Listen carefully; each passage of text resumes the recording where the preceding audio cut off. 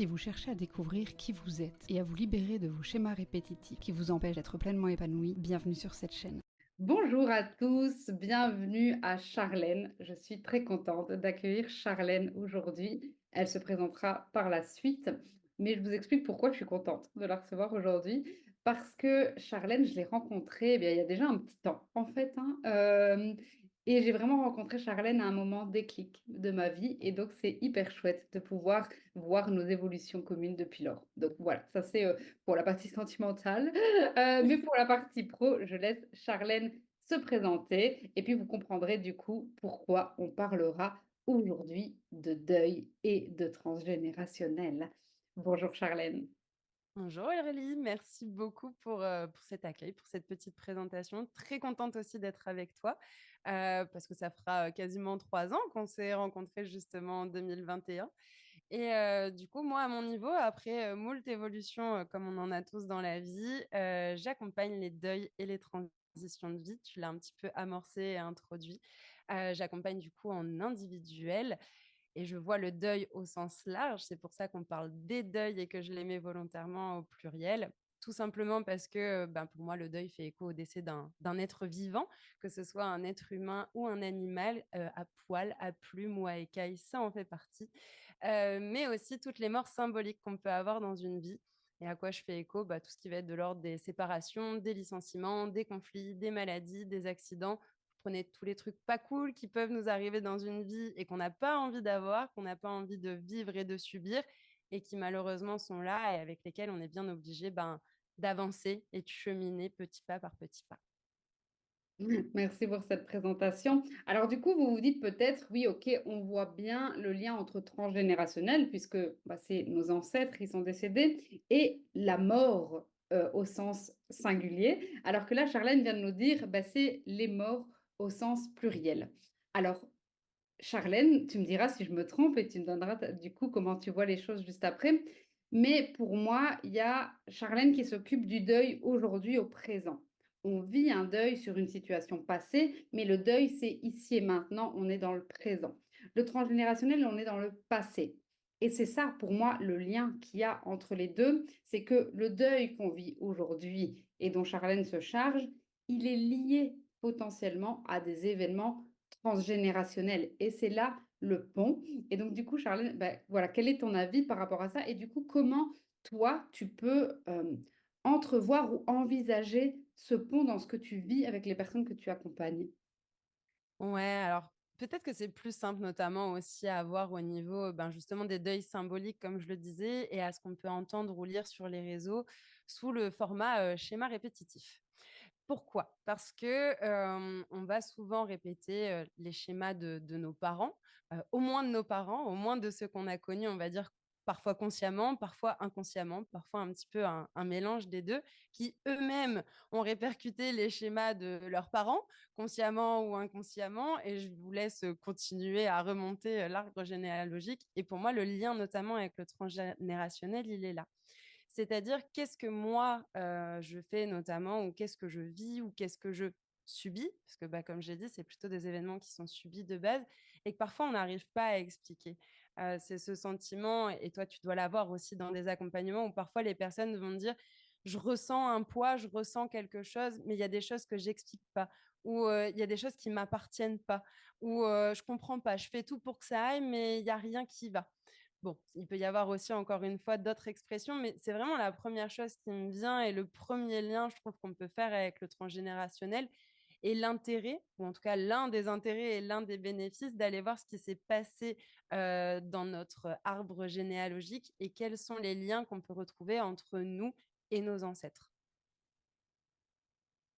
Alors, je vois tout à fait hein, les choses comme toi, on est sur la même longueur d'onde, je pense, pour ça, pour d'autres choses, mais c'est pas le sujet du jour.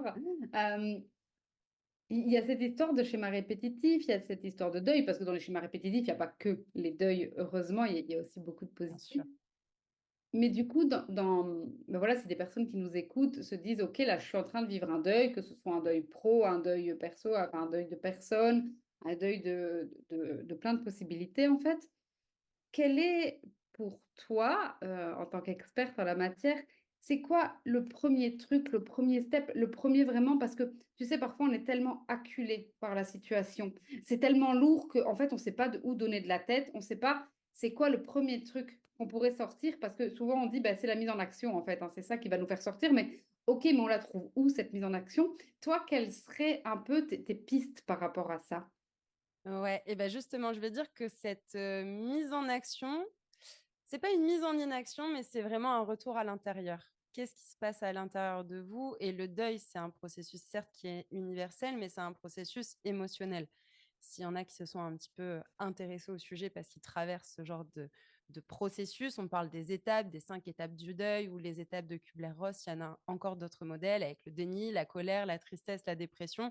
On parle bien là justement d'étapes qui font écho à des émotions. Ben, c'est d'aller voir aussi quelles sont les émotions auquel ça fait écho en vous. Et je vais même le préciser en disant justement, tu parles d'un deuil qu'on vit là au présent. Le deuil, il est présent par rapport à un événement passé.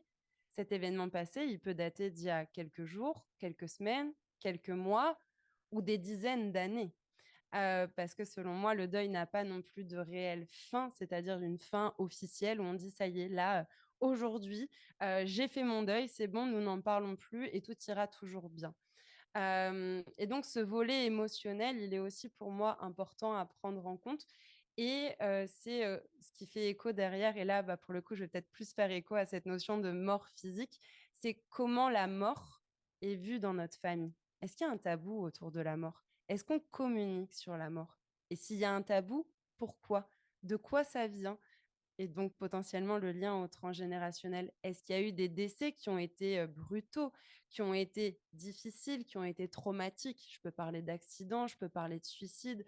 Selon aussi là où on remonte dans les générations, ça peut être aussi des bébés qui sont décédés, qui sont des deuils d'autant plus lourds et d'autant plus difficiles à porter pour une famille et donc qui ont pu, comment dire? Implémenter dans notre esprit, d'une manière inconsciente, en fait, certaines peurs et certaines difficultés qui fait qu'on peut avoir des émotions qui sont pas toujours exprimées ou qu'on n'arrive pas à nommer. Un peu ce poids dont je parlais, je ressens un poids, mais je sais pas trop quoi en faire. Et donc, du coup, cette mise en action que je proposerais, c'est d'aller voir déjà à l'intérieur comment ça se passe pour vous, de regarder un petit peu c'est quoi la vision de la mort et la vision donc de la mort dans le sens décès physique d'une personne et la vision de la mort au sens changement, transition, évolution d'une situation dans votre famille. Ça se passe comment en fait? Comment gèrent les autres membres de votre famille? OK, super. Alors, il y a 2 choses qui me viennent, quand tu dis ça. La première chose et ce sera lié, la première chose, c'est est-ce qu'on peut vivre un deuil, au-delà du fait de, se sentir légitime, est-ce qu'on peut vivre un deuil positivement? Hem, Dans le sens où le deuil est enfin, où l'événement qui amène le deuil est un événement dit négatif, dans ce cadre-là, tu en parles ou de manière générale? De manière générale. OK. Alors, je vais répondre de 2 manières et tu me diras si ma réponse n'est pas à côté de la plaque. Je parle parfois de deuil positif. Pourquoi? Tout simplement parce que, pour moi, le deuil fait écho à un changement, à une transition. C'est pour ça que je parle des morts physiques et des morts symboliques et l'un des changements et en plus de ça, on est toutes les 2 des femmes.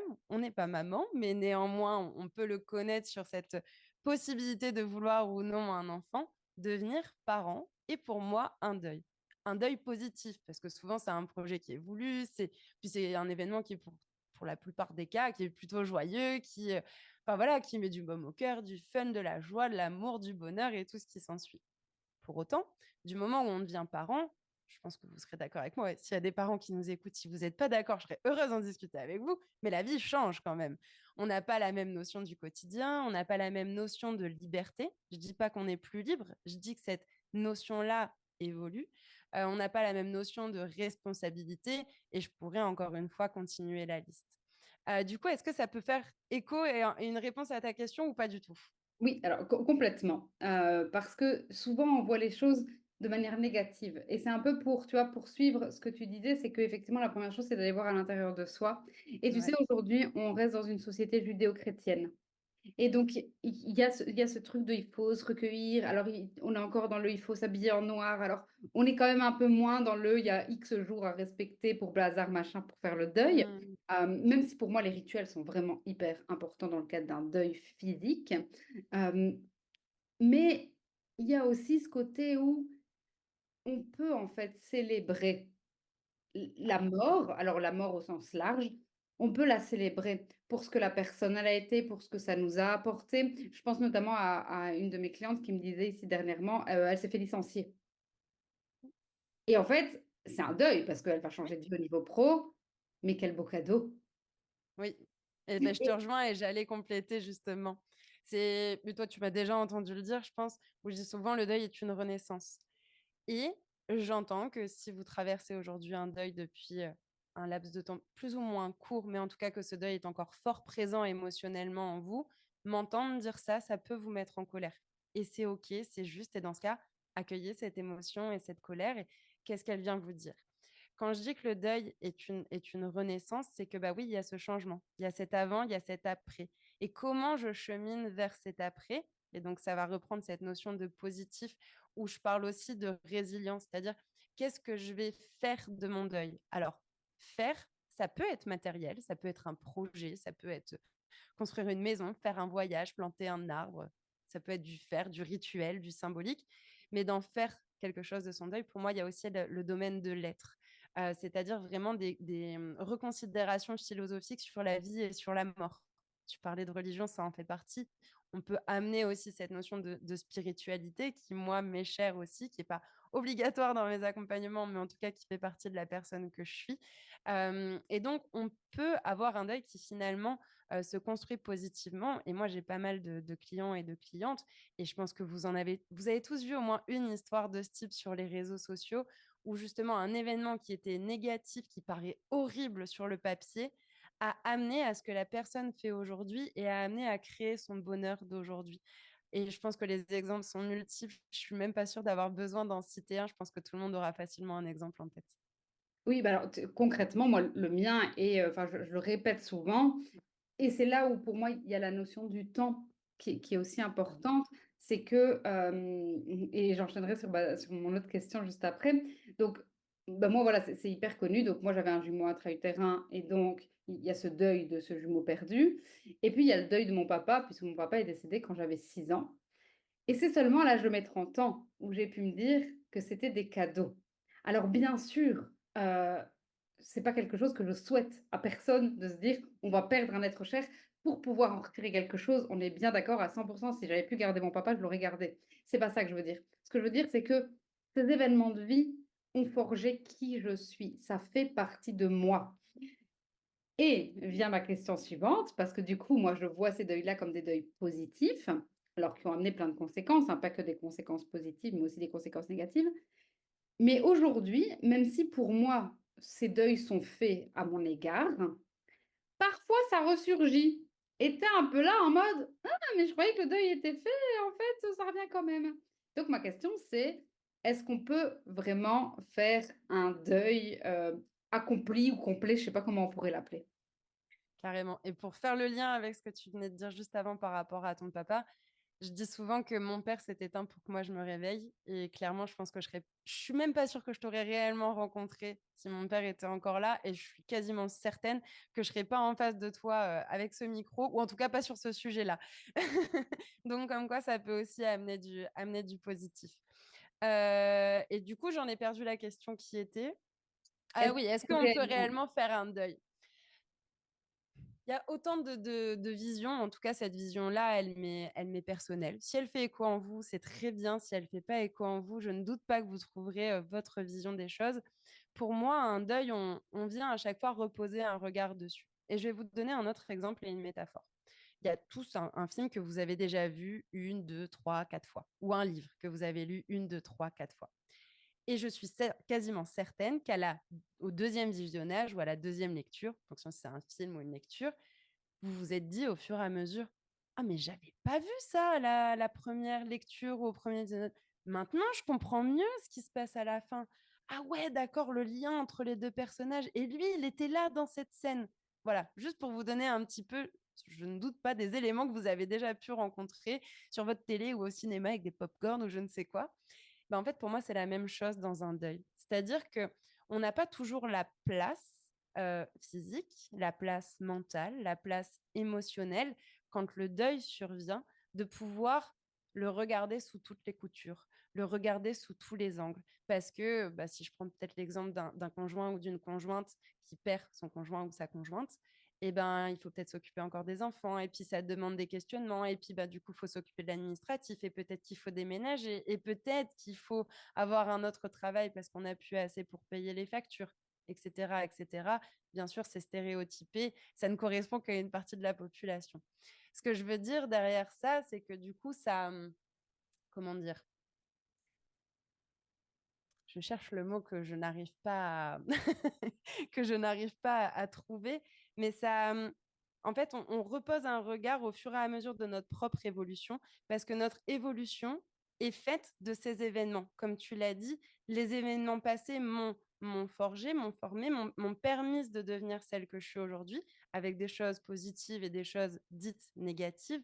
Et donc du coup, ce passé, ce bagage, et ben, on le re-regarde au fur et à mesure et il y a des choses qui parfois s'apaisent et il y a des choses qu'on n'avait pas vues au premier regard qui peuvent s'exprimer parce qu'aujourd'hui, on a plus de place. Aujourd'hui, si je reprends mon exemple d'un conjoint ou d'une conjointe, c'est bon, j'ai un nouveau logement, je peux payer mes factures, mes enfants ont grandi, etc.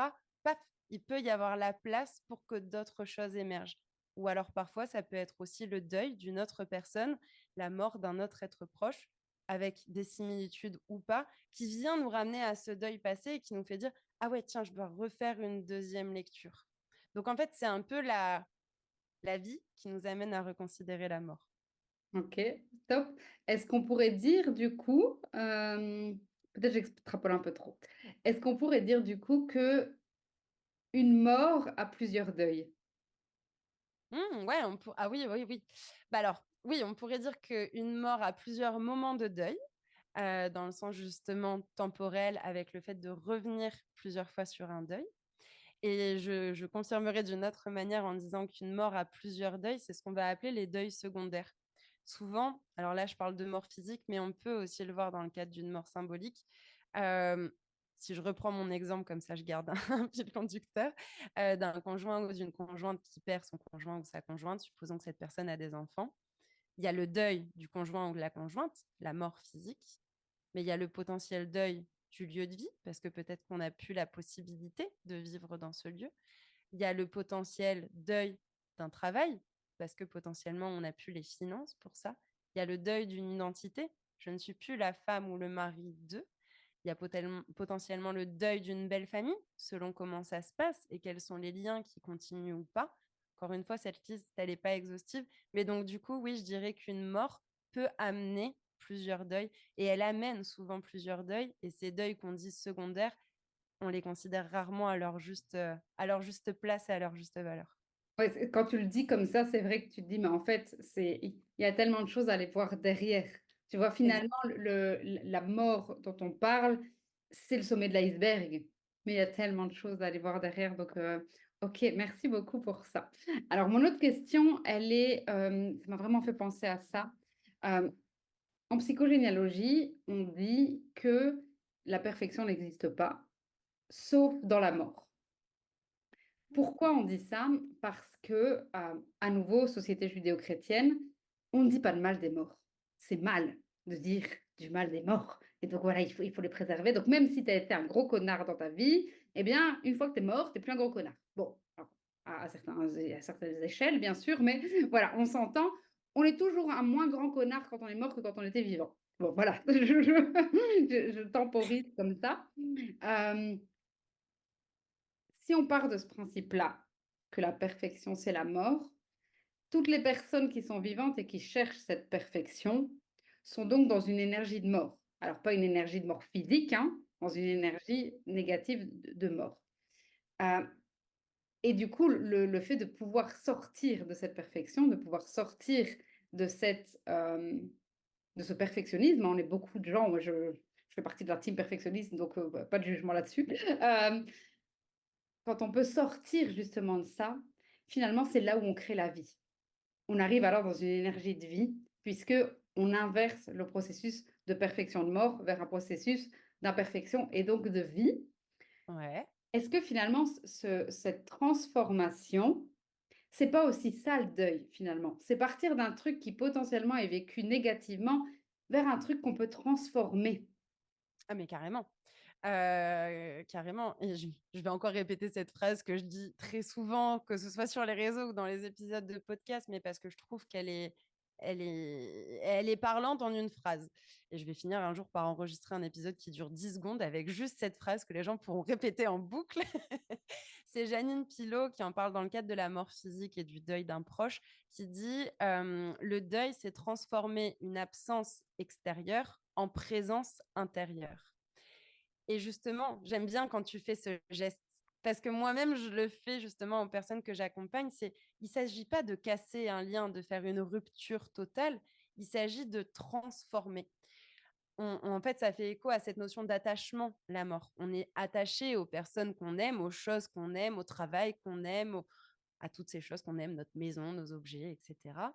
Et que du moment où on perd quelqu'un, on perd un objet, on perd une maison, la perte de quelque chose ou de quelqu'un, c'est ça en réalité le deuil, hein, c'est un phénomène de perte et un processus de perte et d'adaptation à la perte. Eh bien, on est bien obligé de transformer le lien qui nous unit à la personne.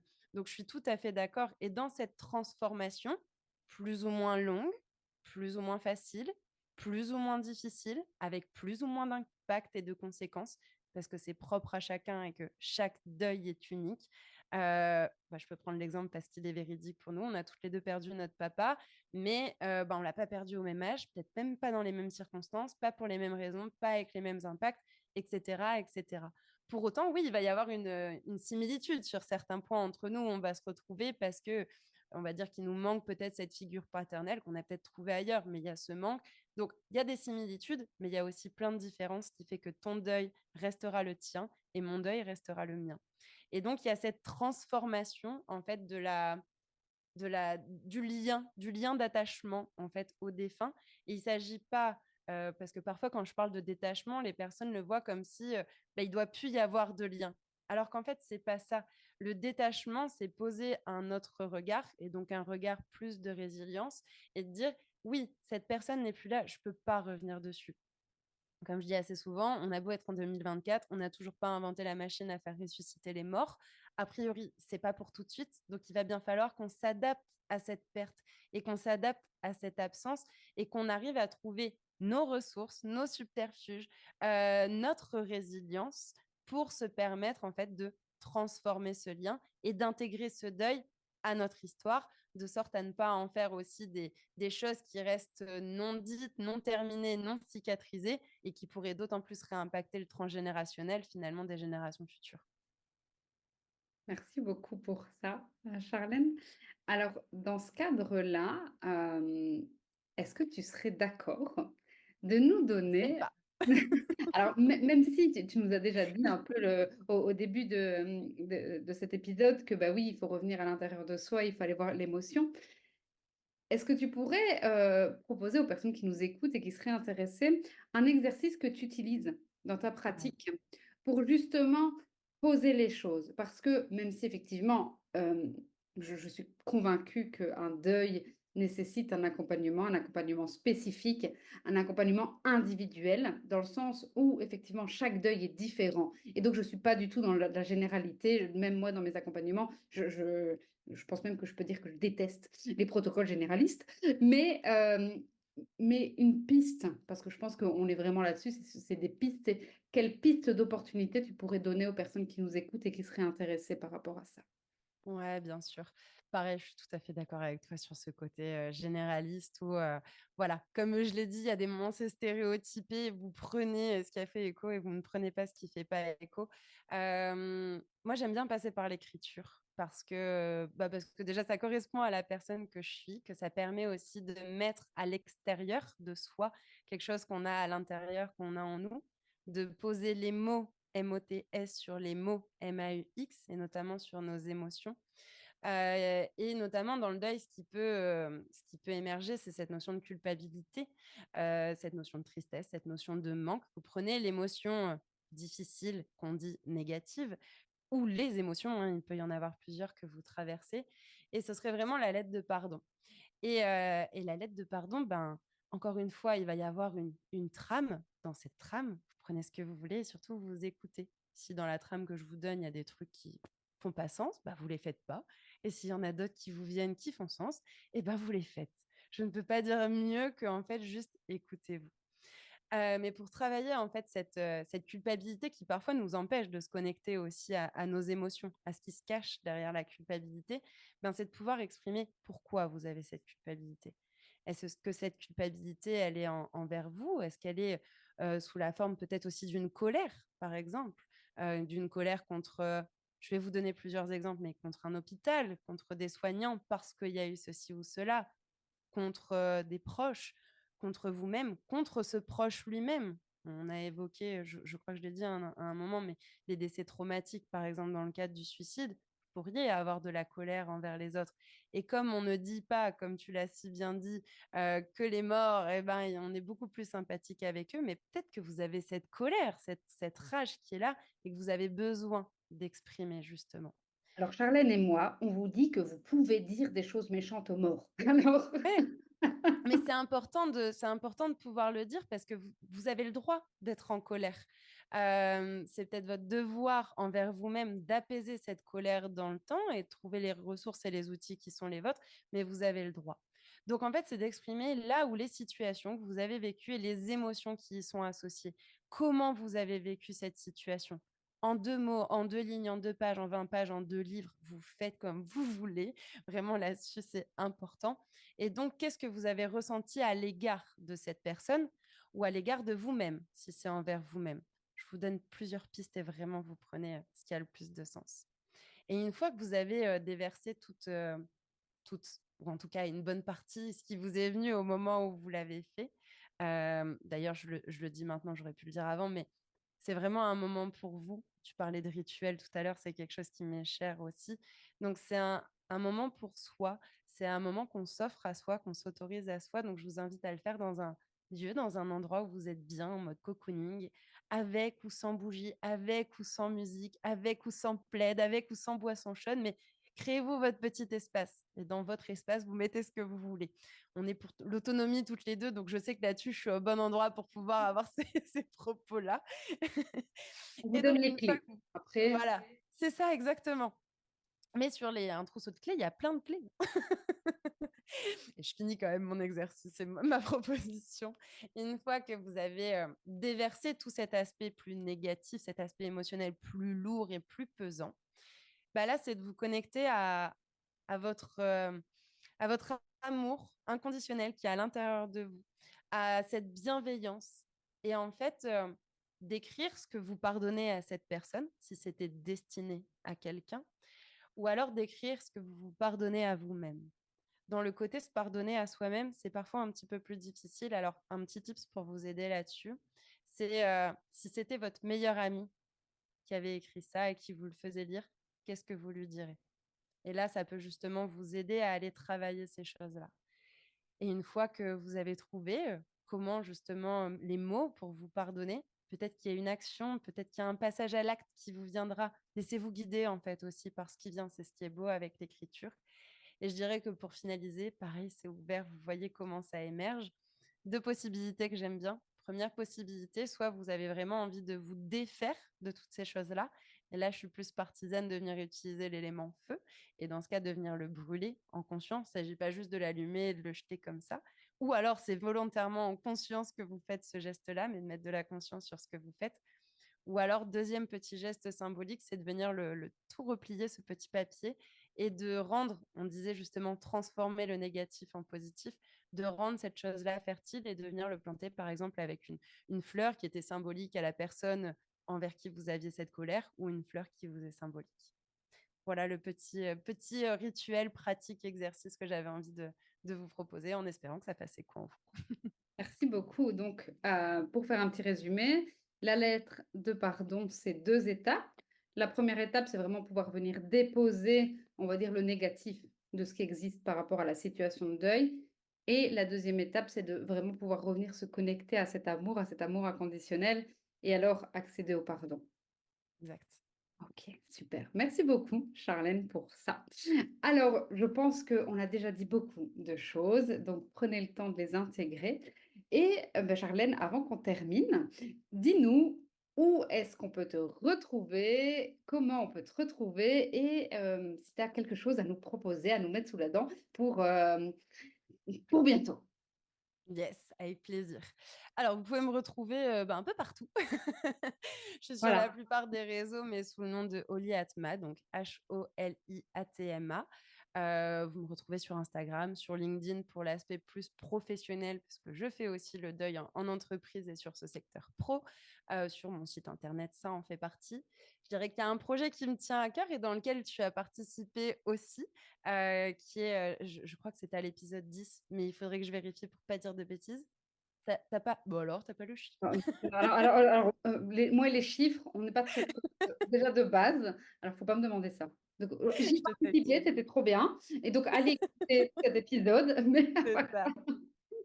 Mais donc il s'appelle Oli et Thanato et je le dis de cette manière-là en disant que c'est le podcast inspirant qui parle de la mort et des deuils pour les vivants, sur lequel vous êtes les bienvenus aussi pour pouvoir, échanger et partager le micro à mes côtés parce que chaque deuil est unique, donc chaque témoignage est unique et chaque témoignage peut apporter sur d'autres personnes. Ça peut être des ressources, des aides et des inspirations. Donc voilà, je dirais que dans les grandes lignes, c'est là où vous pouvez me retrouver. Et ça va faire le lien un peu avec ce rituel et cette pratique. Je disais tout à l'heure que j'ai un côté spirituel, un côté sacré qui en tout cas m'est cher. Et donc j'organise en présentiel, je ne sais plus si je l'ai dit, mais sur la métropole lilloise, à Lille même en soi, donc soit des voyages chamaniques, mais là notamment des satsangs. Et donc j'organise le satsang pour l'été le dimanche 23 juin de 14h à 17h30 et où justement c'est une demi-journée chamanique qui permet de mêler à la fois des voyages au tambour et à la fois des rituels un peu comme celui-là, mais pas que, et j'en dis pas plus. Et justement, où l'objectif, c'est venir de célébrer ce passage de saison, donc cet aspect rituel est vraiment présent, basé en fait sur la roue de médecine. Voilà. Et je pense que dans tous les cas, je ne sais pas s'il y aura le lien ou pas, mais si les personnes ont besoin, elles pourront me retrouver pour Bien qu'on puisse sûr, je en vous mets échanger. tous les liens en description, comme ça c'est facile, il y a pas de souci. Et au top, Aurélie. Bon, en tout cas, Charlène, merci beaucoup, d'avoir accepté Merci à toi. épisode avec moi. J'espère que cet épisode vous aura plu. N'hésitez pas à rajouter Charlène, à aller lui parler si c'est des choses qui vous intéressent. C'est vraiment hyper important parce que je pense que dans ce processus de deuil, il faut vraiment pouvoir en parler, il faut pouvoir ouvrir ce nouveau champ des possibles. Donc, allez-y les yeux fermés. Je vous dis à très bientôt dans un prochain épisode. Et puis, Charlène, encore merci et à très vite. Merci beaucoup.